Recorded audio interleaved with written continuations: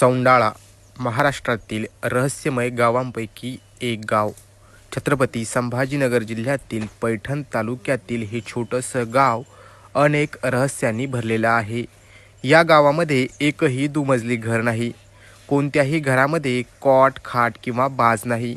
या गावामध्ये आतापर्यंत एकदाही लग्न लागलेलं नाही. यामागे काय कारण आहे हे आम्ही थेट चौंडाळा गावात जाऊन जाणून घेण्याचा प्रयत्न केला.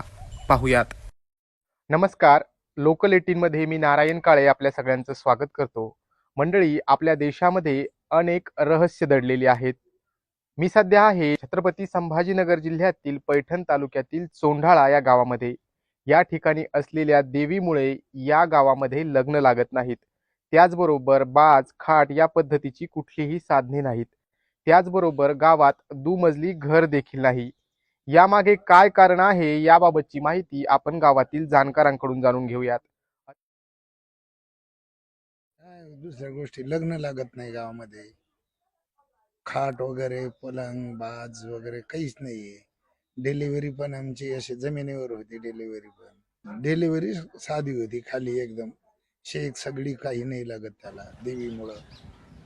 आणि असं काही झालंच नाही अजून की शेक सगळी नसल्यामुळं बाईचं किंवा बाळाचं काही अंत झाला, असं काहीच नाही. देवी पाठीमाग उभी असल्यामुळं तिथं काहीच नाही. देवीची आख्यायिका अशी आहे, देवीचं म्हणजे असे पुरातन लोक म्हणतात की देवीचं लग्न न लागल्यामुळं गावामध्ये देवीनं मंगल ऐकू नये म्हणून देवीचं लग्न नाही लागल्यामुळं इथं लग्न लागत नाही. शिवाच्या आताच आहेत पण बाजूला आहे, म्हणजे ऐकू न येण्यासारखा आवाज असं 1 किलोमीटर बाजूला लागते गावापासून. पण म्हणजे देवीमुळेच नाही ना, देवीला मारली ते त्याच्यामुळं हे नाही ना, देवीच्या पुढे कोणीच जाऊ शकत नाही. असं नाही की बाबा हे आता माझं वय तरी 60 असेल पण अजून मी नाही ऐकलंय की बाबा ही गावात लग्न लागलं. गावात फक्त अक्षिदाच बाहेर टाकायचा, सगळं काही तुमच्या गावात होतं. गावाच्या अगदी प्रवेशद्वारावरच देवीचं पुरातन असं मंदिर आहे. असं सांगितलं जातं की देवी ही अविवाहित असल्याने या ठिकाणी मंगलाष्टका म्हटल्या जात नाहीत. त्याचबरोबर देवी ही पलंगावर विराजमान असल्याने कोणीही पलंग किंवा खाट वापरत नाहीत. देवीला 2 मजली माढी असल्याने गावामध्ये कोणीही 2 मजली घर बांधत नसल्याची गावकऱ्यांची श्रद्धा आहे. देवीचं ते लग्न व्हायचं होतं ना, तर जवळच विहामाडा गाव आहे, तिथे मंडप होता आणि ते लग्न ठरलेलं होतं. पण त्या टायमाला ते वराड आलं देवीचं आणि ते राक्षस म्हणे मला लग्न ते देवीचं करायचं. तर त्या आसुर राक्षसामुळं ते नाही मान्य झालं. तर मग लगेच ते वराड जे आलं ते राक्षसाचं ते पाणी करून ते झालं, शिळा झाल्या दगडात. तिकडे शिळा आहेत देवीच्या. माझ्या पाठीमागे ज्या शिळा पाहताय आपण, या शिळा म्हणजेच देवीचं वऱ्हाड आहे. देवीच्या लग्नामध्ये एका राक्षसी प्रवृत्तीने विघ्न आणलं आणि देवीने लग्नाला नकार दिला.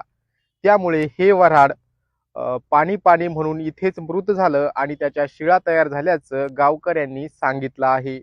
चौंडाळा गावातील या देवीचा विवाह ठरला होता. या विवाहामध्ये अनेक ऋषीमुनी स्वयंवरासाठी दाखल झाले होते.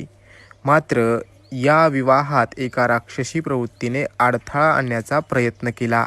तेव्हा देवीने विवाहास नकार दिल्याने राक्षसांकडून आलेल्या वऱ्हाडाला पाणी म्हणून जागीच गतप्राण व्हावं लागलं व त्या वऱ्हाडाच्या आता शिळा झाल्या असल्याचं गावकऱ्यांनी सांगितलंय. त्याचबरोबर चौंडाळा गावापासून 2 किमी अंतरावर असलेल्या विवाह मांडवा या गावापर्यंत देवीचा विवाह मंडप होता. त्यावरूनच या गावाला विवाह मांडवा असं नाव पडल्याचं गावकऱ्यांनी सांगितलंय.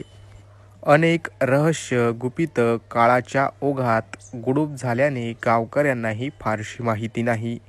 मात्र आजही या गावात पाळल्या जाणाऱ्या प्रथा परंपरा सगळ्यांनाच कोड्यात टाकणाऱ्या. तुम्हाला या गावाविषयी आणि या गावामध्ये असलेल्या रहस्य आणि परंपराविषयी काय वाटतं हे आम्हाला कमेंट बॉक्समध्ये नक्की कळवा. Narayan Kale, news 18 local, Chaundala, Chhatrapati Sambhajinagar.